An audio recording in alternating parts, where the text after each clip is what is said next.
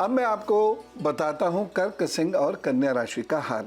कर्क राशि, संभल के चलिएगा इस दिन, वाहन बहुत ध्यान से चलाइएगा इस दिन और साथ ही साथ अपने स्वास्थ्य का विशेष रूप से ध्यान रखिएगा। एक सावधानी और, भावावेश में किसी को धन देने से नुकसान होगा और साथ ही साथ रिश्ते नातों में अपना थोड़ा सा संभल के बातचीत कीजिएगा। रिश्ते नातों को निभाने की ज़रूरत है इस दिन। बाकी कुल मिला के समय अच्छा है, चिंता ना करें, आगे बढ़ें, प्रभु जी जरूर कल्याण करेंगे। दूध का दान अवश्य करें। सिंह राशि, ये दिन आपके लिए अच्छा है, लाभ का दिन है। रिश्ते नाते प्रगाढ़ होंगे, कोई रूठा आप मान भी सकता है आपसे और कुल मिला के ये समय अच्छा है। खूब मेहनत करें, आगे बढ़ें, लाभ होगा। एक छोटी सी सावधानी बस इतनी ज़रूर बरतिएगा कि आप लोगों को इन्वॉल्व करें इस दिन। अति उत्साह में या अति आत्मविश्वास में आप लोगों को इग्नोर करके मत चलिएगा, नहीं तो नुकसान आगे जाकर हो सकता है। उपाय क्या करेंगे? आप इस दिन अपने इष्ट को प्रणाम कीजिए, पिता को अपने हाथ से कुछ खिलाइए, प्रभु जी सब ठीक करेंगे। कन्या राशि, ये दिन आपके लिए अच्छा है, मेहनत करें, आगे बढ़ने की कोशिश करें। इस दिन उत्साह में उतार चढ़ाव होता रहेगा, लेकिन आप उससे प्रभावित मत हो, अपना उत्साह बनाए रखिएगा क्योंकि ये काम बनाने वाला दिन है। हाँ, एक सावधानी ज़रूर ये बरतनी है कि आपको एक तो भावावेश पर नियंत्रण रखना है, जल्दबाजी में कोई डिसीजन नहीं लें और बहुत सोच समझ कर खाए पिए, तभी जाकर चीज़ें बेहतर हो पाएंगी। लेकिन फिर भी कुल मिला के समय ठीक है। गणेश जी की उपासना करें, अपने काम पर जुटें। जूनागढ़ से हमारे साथ यशस्वी जी हैं। जी राम राम। राम राम गुरु जी, चरण स्पर्श। मेरी मम्मी आपको अपना आदर्श और गुरु मानती है। आपको बहुत बहुत धन्यवाद। माता जी को मेरी राम राम कहिएगा। और बताइए क्या है date of birth? Date of birth 23 सितंबर 2001।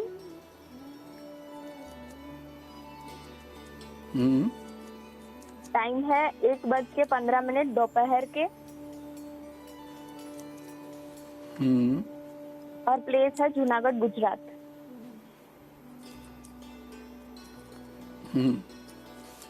गुरु जी, मेरे हेल्थ इश्यूज बहुत रहते हैं और मुझे शादी कब करनी चाहिए, वो सफल रहेगी कि नहीं,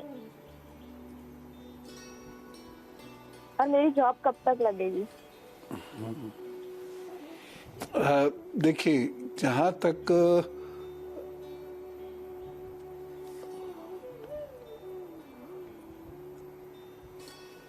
तक ये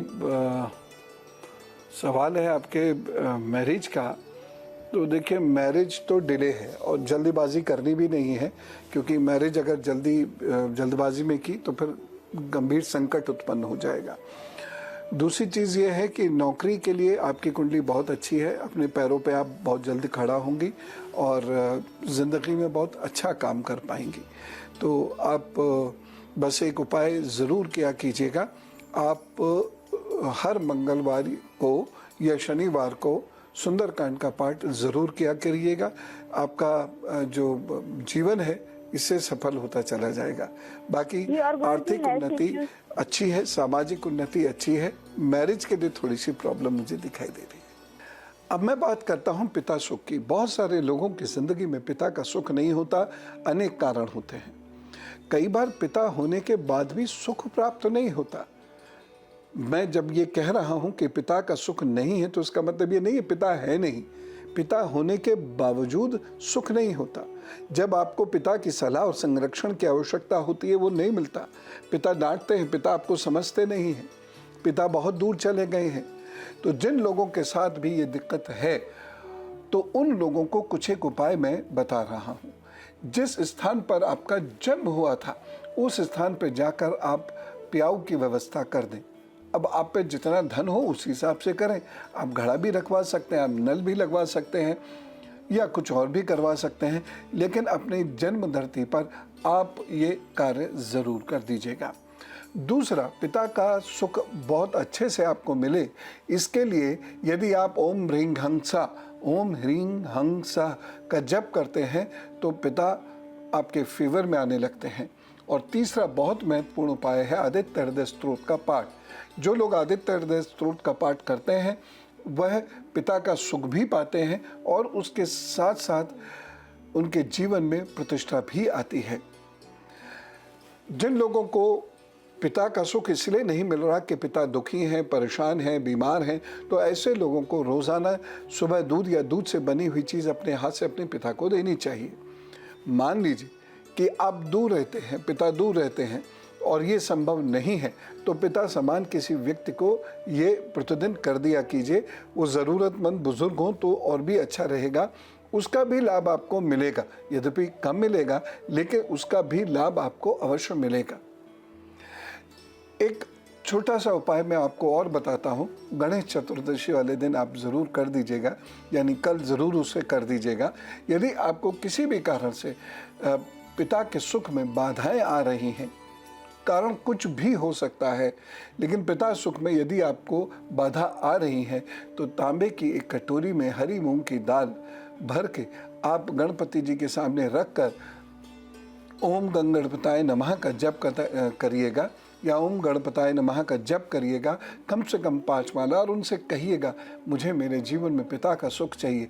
मानसिक रूप से उनसे कहिएगा, फिर जप कीजिएगा, फिर कहिएगा। भगवान की कृपा हुई तो आपको बहुत जल्दी पिता के साथ अच्छे संबंधों का सुख मिलना प्रारंभ हो जाएगा। और ये बहुत अचूक उपाय है, ये बहुत अकाट्य उपाय है। समस्या सिर्फ ये होती है कि हम लगकर नियम से, अनुशासन से उपाय नहीं करते, या जब हम उपाय करते हैं तो हमारे विचार इधर उधर भटकते रहते हैं, हम एकाग्र चिंतन के साथ उपाय नहीं कर पाते। लेकिन जो भी लोग करते हैं उनको लाभ ना हो ऐसा हो ही नहीं सकता।